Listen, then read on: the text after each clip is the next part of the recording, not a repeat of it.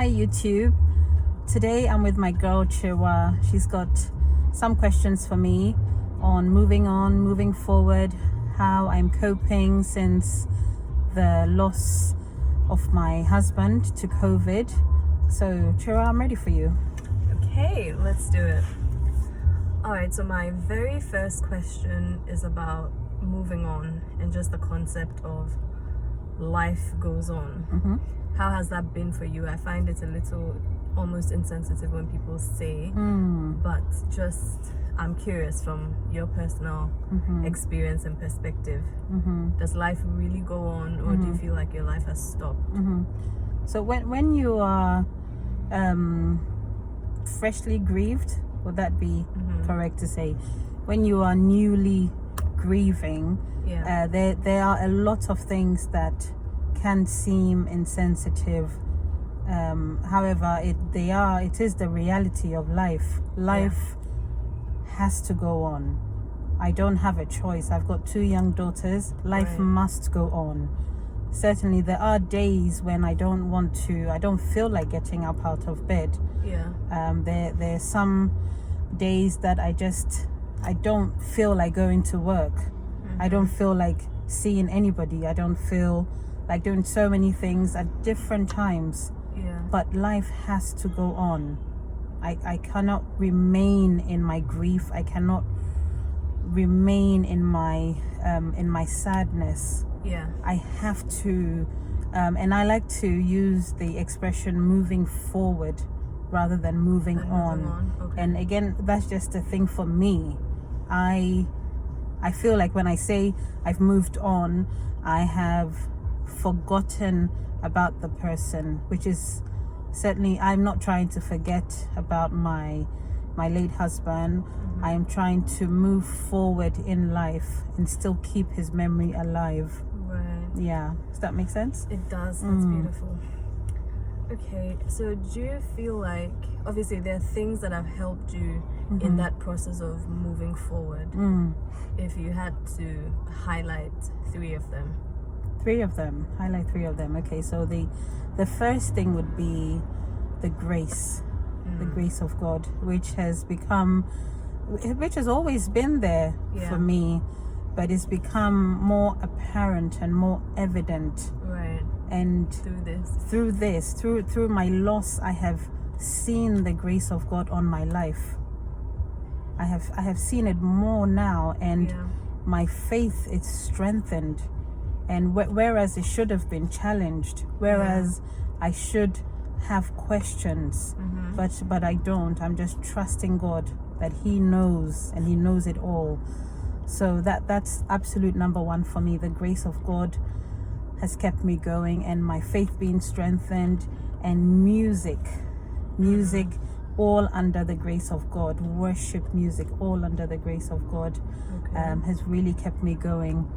Number 2, I've got some fantastic friends, amazing family who support me, who really do keep me going daily, even when I push them away. They're I have some family and some friends who you just can't push them away, because they're there to just hold you when you don't even when you feel like leave me alone, and they're still there to hold you, because they know you well enough to know that, even when I'm saying leave me alone, you need it. I need not to be left alone. And and they also know to respect my space when I need the space. So the grace of God, excellent family and friends around me, and my beautiful children. They are so young, however they keep me so strong. I think they strengthen me even more than I strengthen them. Wow. Yeah. So those 3. That's awesome. Yeah. Okay, so you just mentioned the girls, just gets me thinking about them in terms of how they have dealt with the loss. How do you feel that adjustment to their lives at this age has been for them? So having lost my mom at a very similar age to the age where they lost their dad, helps me to understand what they are going through. Yeah. And I think for them, it's I wouldn't say easier, but it's not easier for them, but easier for me in understanding their emotions and certain things that they go through, because I have been through similar experiences. Yeah. So, and they are encouraged to be expressive. They're very expressive. They talk about how they feel. They cry when they need to. We watch a lot of videos and pictures. I'm so grateful that I have those pictures and all those videos to watch with the children. Yeah. We wish we had more. even though I've got about over 13,000 pictures and family videos, I still wish I had more. Yeah. That's crazy. Yeah. I know you love taking pictures and videos. I know. So take some more. Take some more. Yeah. Wow. Okay. Yeah. So that you find helps very in much the process. so. Very much so. I mean, sometimes some pictures are tear jerkers. Yeah. But at the same time, you know, even if I've had a real ugly cry because I've seen a picture or a video, after that I feel so much better. So much better. And then sometimes it's just I post often. Yeah. I post a lot of videos, not as much as I intend to. Again, sometimes you post pictures or videos and then you get so many comments. Oh, why are you posting you make us sad, and why are you posting so many pictures and videos? You know, I've had comments. This from people you know? Yes, from people I know, from family, from friends. You know, I've had messages sent to me, don't post, stop posting your dead husband on Facebook. Serious? Yes, I've had that. I've had people sending me messages, oh, stop posting your husband or you won't find a man. Yes, but it's healing for me. It's healing for me. And so as much as it heals me, I will continue to share his memory. Yeah. I'm pretty sure it serves as healing for many other people as well. Absolutely. You know, and as much as there are people who don't appreciate it, there are also people who really appreciate seeing those pictures and videos of Anthony and seeing how happy he was and, you know, the kind of life that he lived. But again, you know, for some people, it's also hard for them watching those videos and pictures because it's hard to now think of him as not here. Yeah. Wow. Yeah, that's a bit crazy. Because to think that the person who was married to him and lived with him and shared, like, you know, their life together is able to move past those little sensitivities. It's hard to understand how somebody else. And then there's the if you post him so much, he'll always be, you know, in your memory, he'll always be around. But as much as I love those pictures and love those videos, it's not the pictures and videos that remind me of Anthony. He's in my heart and he's in my mind, and I with or without it. With or without those, I will still remember him. But this is sharing them is healing, is a way of saying, this is the fantastic man that was in my life. This is the fantastic father, and we're not about to forget him. He's not forgettable. Yeah. That's good. I'm glad you have that perspective because it's everything. Okay, so that kind of moves me on to reminders.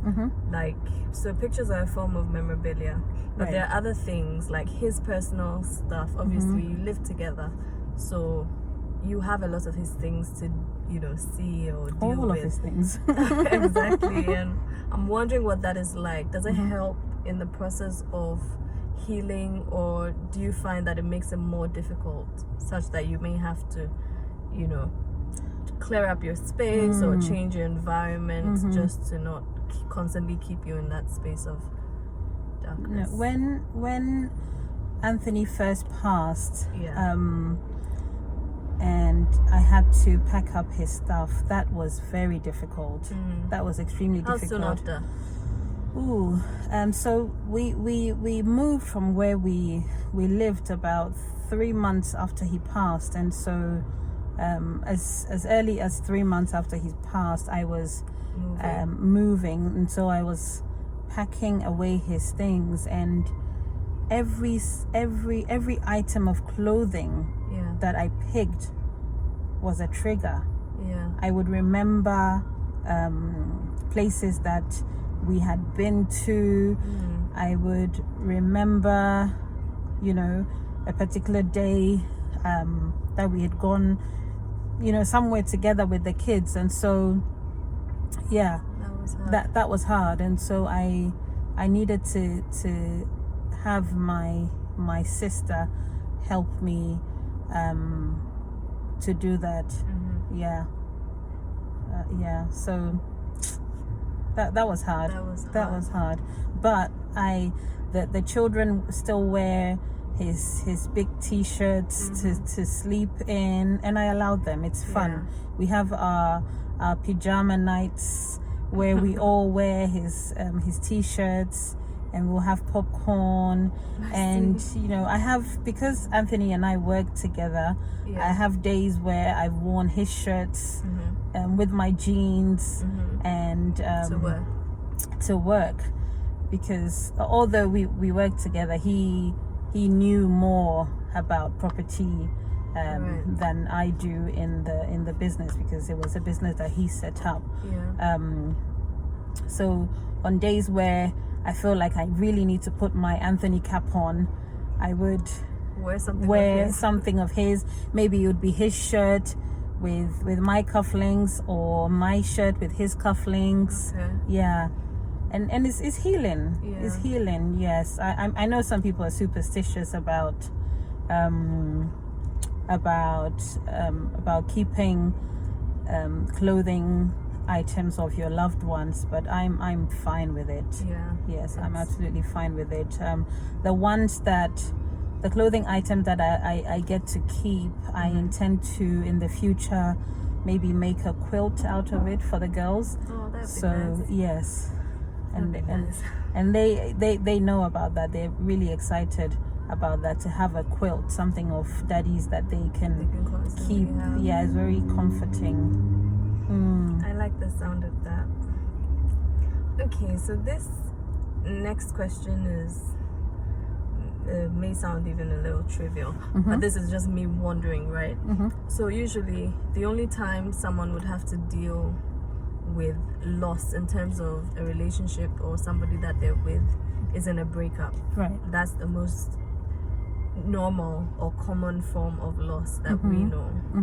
Do you find that this is any similar? I know, of course, it's a lot deeper, a lot heavier, but comparing the two, is there any way that kind of, if the two are any if there are any similarities there, or if there are any coping mechanisms that you usually use in the past for like breakups that still kind of work in this instance of loss?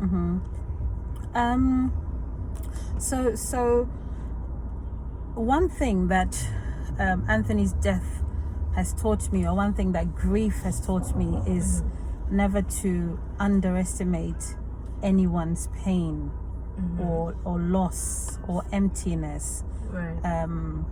Because how I feel about Anthony could be how the next person feels about their pet. Yes. A divorce or a loss, or a divorce or a separation is different, yes, in the sense that there's always a chance of rekindling. There's always a chance of getting back together if they want to. Right. However, in my instance here, where it's death, there's absolutely zero chance. Right. Yeah, that for me, that's the only difference. Okay. I can't compare the pain I feel to the pain that someone else feels in a divorce or in a separation. I can't say that my pain is bigger than theirs, or I will cope better, or they will cope better because the person is still alive. It's very relative. It's very relative. It's very relative. Yeah. So I just feel that there's only one difference here. I have no chance, of course, until we see the King of Kings and we all come together again. Yeah. Yeah. Okay. I think that wraps it up for me. Okay, so now I'm thinking about life after his passing, right? Especially in relation to family and processes involved in just you now being this under this umbrella or canopy of being widowed. Is that how to put it? How has it been navigating that from being, happily married to now being termed differently and almost belonging to some group of sorts? Yes. How has that been? So I don't even think I ever thought of the word widow until it applied to me. Yeah. And it was months after his passing when I heard someone refer to me as that, and I had to stop and think, hold on a minute, is it me she's talking about? Yeah. And then and all of a sudden, every time someone, not every time, but people do it unintentionally, but it's like, this is my friend whose husband passed, or this is my sister whose husband passed, and this is my as a way of like introducing as a way of introducing me. I'm getting a lot of that. So it's not, oh hi, this is Ifwa, or hi, this is Boatima. Yeah. It's, hi, this is my friend who lost her husband. She has no name. Yikes. Yeah. So it happens a lot. And it's unintended offense. But people, when they do that, I feel that they are trying to get the next person to maybe empathize with you of some sort, or have a softer approach to you because you're a widow. But it does happen, and I pretty much I'm just used to it. I'm just used to it now. Yes. But where I can address it, I do say to the person that, next time please address me by my name. Yeah. Yes. Yeah. Because you don't want pity because you are widowed. You want people to see you as you are. Yeah. Yeah.